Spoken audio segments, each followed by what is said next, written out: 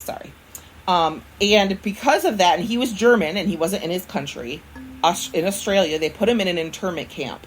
And he had to be there he ended up being there for 4 years. And he wouldn't speak, like, in the article he wrote, and I didn't research any more about his time there, but what I've read, it wasn't great. You're not treated well in an internment camp. You think so? It's not going to be a good experience. It wasn't like he was at, like, a sandals resort, okay, in Australia. He was in an internment camp. So he didn't want to talk about that. But he said that most of his time spent there, he was building a pipe organ out of sea debris. Him and a Buddhist priest were doing that together. He called him a Buddhist priest, not a monk, so I'm just saying what he said. So whatever. I guess him and some Buddhist guy were on the beach building an organ out of wood, driftwood. I don't know what they were doing. Okay, and, that's gonna work. Right. Oh, man. So he ended up building that organ, and it worked, he said. I'm sure so when the war was over, he was released and was able to bring his organ with him. So he sailed in a ship back to Germany. And he ended up back in his home with his mother and younger sister. So during this time, in real life, not in Carl's brain, he actually met and married Doris Schaefer, and the two of them had 2 daughters. And one died when she was 10 from diphtheria. But in his telling, yeah, is it throat? Yeah, the dysentery is the diarrhea one. Oh, dysentery's diarrhea. That's it. Yeah, dysentery, crap yourself to death, and then diphtheria is the one where it's like a morbid sore throat. I think is what they used to call that. Where it's like your throat closes up and you can't breathe. And like once they learned how to like do intubation, that's how people survive diphtheria. But like this is before they knew how to shove because your throat, like I think it like swells and closes up. And then you can't breathe. That's not good. So she was only 10 when she passed away. That's awful. In his story, when he retells it, he speaks nothing of his children and his wife.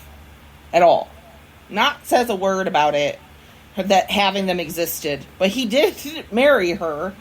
Maybe he's trying to do them a service and not connect them to him? Maybe. I don't know. Or I think in his head he never really married because his true wife was the woman he visioned, and this wasn't her. Oh, so he married her, I think, because he felt he had to marry someone, so he just married this Doris lady and was like, come on, girl, we're going to get married and have kids.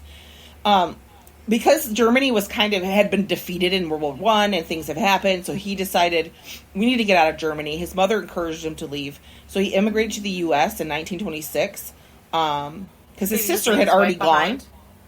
He left her there, but he's going to bring her over with him. So once he got settled, so on his way, he decided to go through Havana, Cuba, to get to the U.S. So in February 1926, he arrived in Havana, and it was during carnival season, so it was really like, partying and beautiful decorations, and everyone was out in the streets. And I really think, so Carl has been obsessed with this dark-haired, dark-eyed woman. In Cuba, you're going to see some dark-haired, dark-eyed women, and I really think the reason why he chose this route, because I think he was hoping to find his wife there, so he could leave his other wife and say, forget you. He was supposed to leave the very next morning, but because of carnival season, he thought, maybe I'll find my wife in the crowd. And he searched, but no bride to be there. That's kind of creepy. And then this guy's like out there trolling for a wife like he's never met. Just looking, you're my next wife. Ew. Like, creepy. Yeah, and the sad thing is, he's got a wife and 2 kids. Yuck. But, that doesn't matter, apparently. No. She's not a real wife. No, she just married her because he was supposed to marry someone. It was like, you have to get married kind of thing. So he's ended up 50 at this point? Like close to 50 or 40? Not quite 50 yet, but he's, close to it. And this is after World War One. After World War One, yep. Okay. So he goes to Havana, doesn't find her there, ends up making it to Florida in Zephyrill. Is that how you say it? Zephyrill, Florida? Where her sister, I don't know either. Starts with a Z, ends with an L. There you go. Okay. His sister and her husband already lived there, had moved there before. And later he was joined by his wife. So he did bring his wife and children over to live here. Okay. He did not like Florida. He would spend his first year trying to figure out ways to go back to Cuba. He wanted to go to Cuba. And I really think it's because he thought he'd find his bride that he saw visions of. And he's in Florida with his wife he doesn't want. Yes. You know what I mean? He's in with his not real no wonder wife. you're not happy. Yeah. God. But, Florida, he said... Any place south of, I don't know, Pennsylvania, it does not appeal to me because you have hot and you have crazy bugs and snakes and... Yeah. I'm keeping my butt in the north. Yeah. Hurricanes. Yes! Like, I would not want to... If you love Florida, no more power to you, but that is not any place I would choose to live on purpose. No, me either. Ever. I don't want hurricanes. I'll come visit you. Destroying. But I will not stay. I'll come and visit for a week, but then I'm going back home. I'm going home, cooling off. Hey. It's like, I'm not going in the summer, and there's gigantic bugs down there. Gigantic bugs. Like, huge. Yes. Everywhere, and there's snakes. They have friggin' pythons in the woods that people released and they procreated. Like, no thanks. I'll pass. Snakes make me want to vomit, so I don't know. There's gigantic, huge snakes that'll eat your dog or your child. Yeah, no, thank you. and alligators eat your dogs too. In people's yards. Yes. There. You go, you have a pool, and you look out. There's an alligator swimming in your friggin' pool. No, thank you. I'll pass. Thanks. So. Okay, so Florida kept drawing him back. He wanted to go to Cuba, but Florida kept holding him there with this mysterious force, he says. Because he's let me tell you, if you read the thing, he's dramatic. He is a drama queen. That's awesome. So he's not happy, so he just leaves his wife and children like they didn't exist. And he goes and takes a job as an X-ray technician or X-ray specialist at the U.S. Marine Hospital at Key West. So he goes to Key West to live. He's a real winner, this Carl. Yeah, Carl's a great guy. Yeah, he's a catch.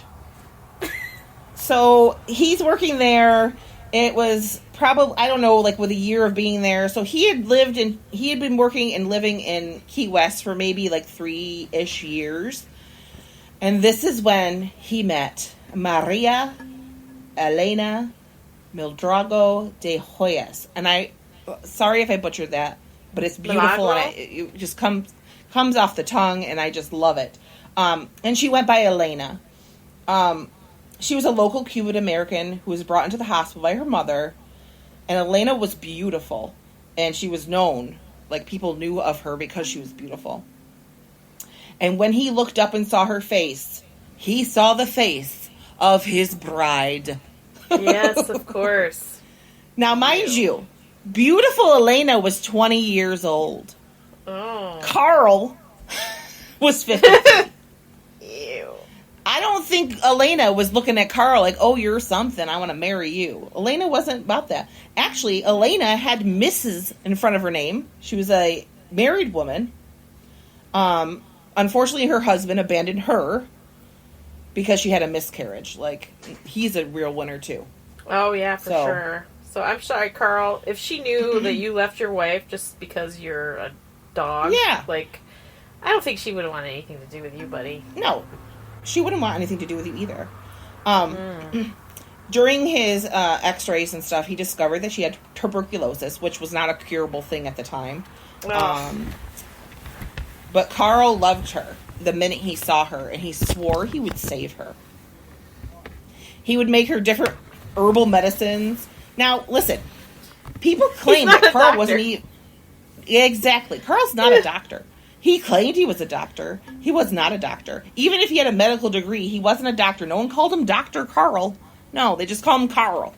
So he looked at x-rays. He didn't, administer medicine. Right. He looked at your x-rays. Or he took your... Right. He probably took x-rays. Because isn't that he took the x-rays?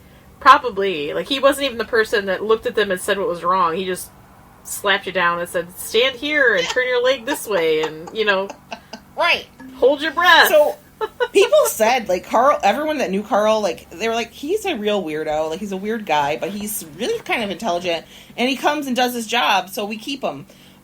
He was just kind of eccentric. So people just thought, he's just a kooky dude, whatever. So, he decided he was going to make some herbal medicines that he thought would help her. He used radiation and shock therapy, he said, would cure her. He was stealing hospital equipment, and he'd bring it to her family's home to do stuff to her. Oh my God. And he, all during this, while he's doing this and helping her, he's also building his own airplane behind the hospital. What? Yeah. He built this. That's random. Have to look up, yeah. You have to, because there's a reason for it. He always was building things or trying to make stuff and do things, so he always had these projects he was doing. And he built this airplane with these big hollow wheels because he wanted it to fly in the air and also go across water. It was very odd. You have to look at the picture of it. I'll post it, but it's crazy.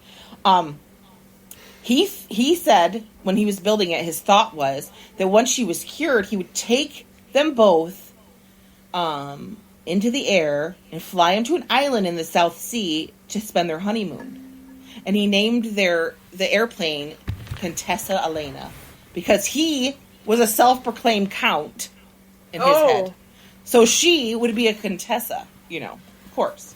Because anyone, if you just say you're count whatever, you can be it, apparently. So this guy meets this random woman who's beautiful, falls in love with her, and he has her whole life planned out while she's dying of tuberculosis, has no idea. Yes, exactly. Right? Oh, okay. So, he's perfectly sane. So, it's her 21st birthday, and he's been treating her and trying to make her better, and it's, she's not getting better. And he confesses his love for her and asks her to marry him.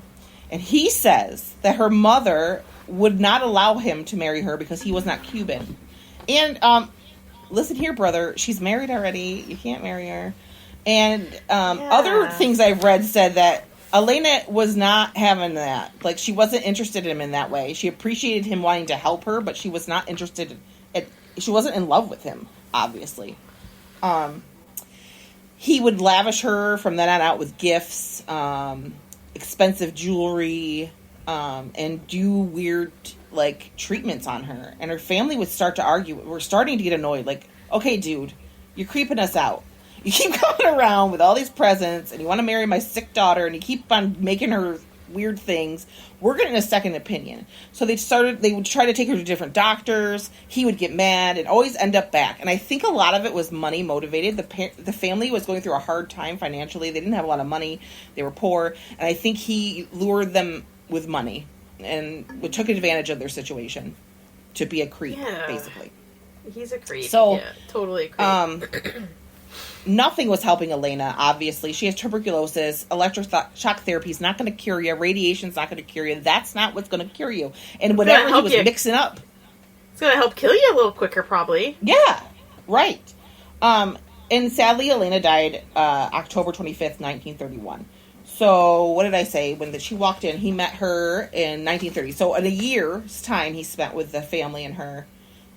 A little over a year. And, he says that the father begged him to pay for the funeral, but other sources say that he insisted upon paying for it. I also read that at one point they found a letter that he confessed that he poisoned her to put her out of her misery because he felt like her family was controlling her and not allowing her to marry him, and he was going to release her and let her be free, which was creepy. Yeah. Her first grave was a very shallow grave that he was not happy with because he's like, that's not safe, which it probably isn't best to be burying people in shallow graves, but he was like, I want to dig her up. I want to build a tomb for her that's fit for her. So he digs her up and works with the undertaker, and he cleans her, and then he made this incubator thing that would go inside her casket, and he prepared some kind of weird solution that he thought would preserve her. Then he put her into the casket, and when the tomb was ready, he put her in the tomb. And the tomb he made looked like it was like this, had curtains on the windows and all sorts of stuff. And inside, he, made it all perfect for her. And he had her jewels in there with her and all the things he bought her, the expensive jewelry and things. And don't worry, while he was doing all this, he still was working on that plane of his, because that was important.